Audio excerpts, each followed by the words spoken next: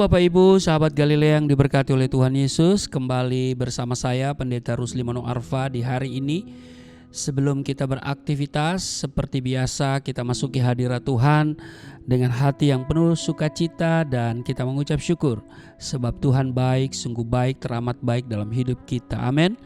Dia telah menunjukkan kebaikannya dengan kita boleh bangun pagi dengan kesehatan, kekuatan yang baru.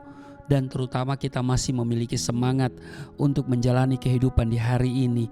Tantangan pasti ada, kesulitan pasti ada, ya. Tetapi ada Tuhan yang selalu berserta dengan kita dan Dia akan memberikan kita jalan keluar. Dia memberikan kita kemenangan dari setiap persoalan yang kita hadapi. Amin.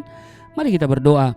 Segala kemuliaan hanya bagimu Bapa, di dalam nama Yesus Kristus. Dikuduskanlah namamu, datanglah kerajaanmu, jadilah kehendakmu di bumi seperti di surga. Kami datang di hadapanmu mengucap syukur buat kebaikan Tuhan yang Tuhan nyatakan bagi kami, baik di sepanjang malam dalam peristirahatan tidur kami, maupun juga di hari ini Engkau bangunkan kami dengan kesehatan, kekuatan yang baru. Terpujilah Engkau, dan kami hendak baca, dengar, dan renungkan firman-Mu. Urapi kami, buka hati pikiran kami. Urapi juga hamba-Mu yang tidak ada apa-apanya. Di dalam nama Tuhan Yesus, amin.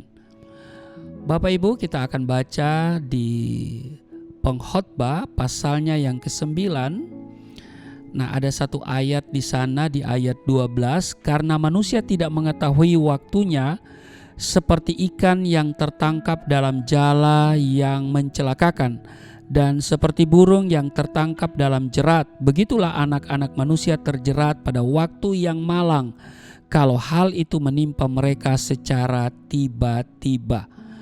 Nah, Bapak Ibu, tidak seorang pun tahu secara persis ya kapan masalah akan datang dan terjadi dalam hidupnya. Orang sepintar dan sehebat apapun tidak akan pernah bisa memprediksi apapun, ya, karena masalah bisa datang sewaktu-waktu tanpa diduga dan tanpa diundang.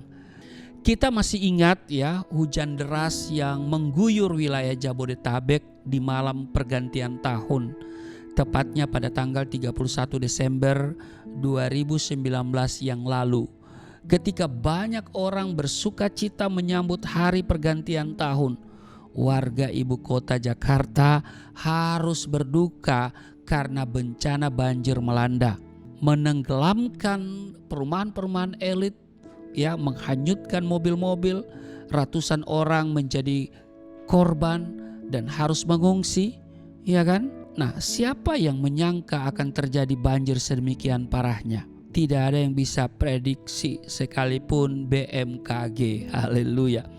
Nah, dari peristiwa ini kita mendapatkan suatu pembelajaran penting dalam hidup ini. Tidak ada yang bisa dibangga-banggakan dari apa yang kita miliki, betul? Apakah itu rumah megah, ya, mobil mewah, pangkat, kekayaan ya, tidak menolong dan tidak akan pernah meluputkan kita dari bencana. Karena itu Salomo menasihati setiap kita, janganlah memuji diri karena esok hari, karena engkau tidak tahu apa yang akan terjadi hari itu. Amsal 27 ayat 1. Nah, hal terpenting yang harus kita lakukan di tengah situasi apapun adalah hidup melekat kepada Tuhan. Amin. Karena hanya Dia sumber pengharapan dan sumber pertolongan kita.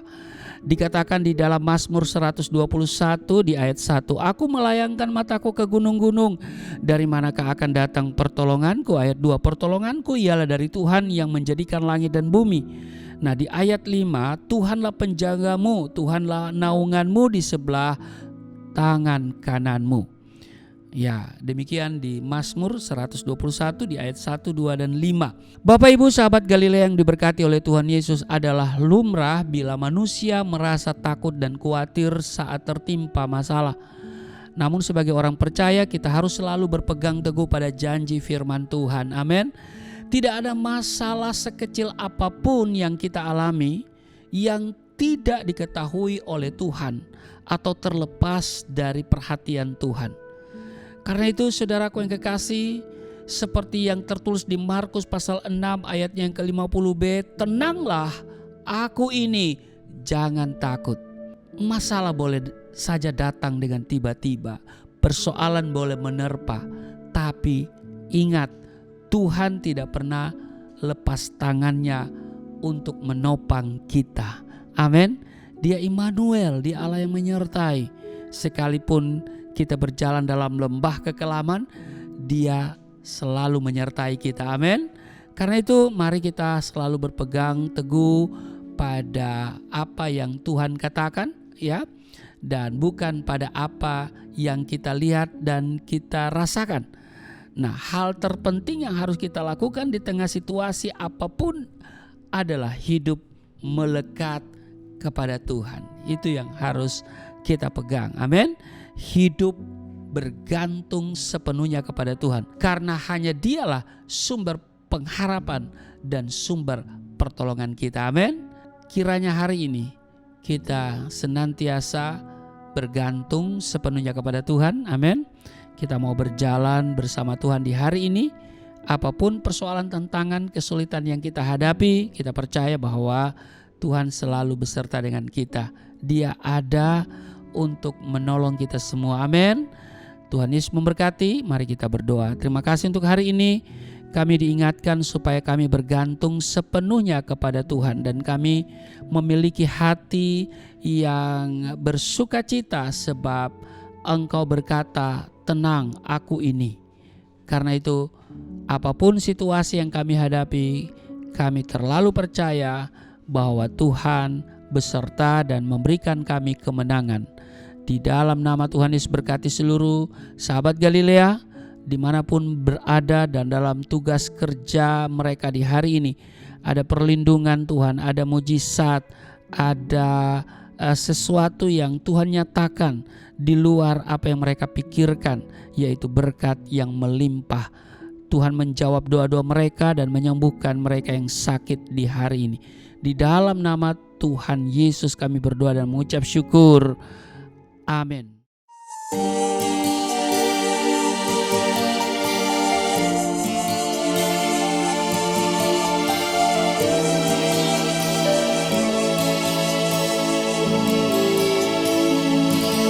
Bapa kami yang di surga,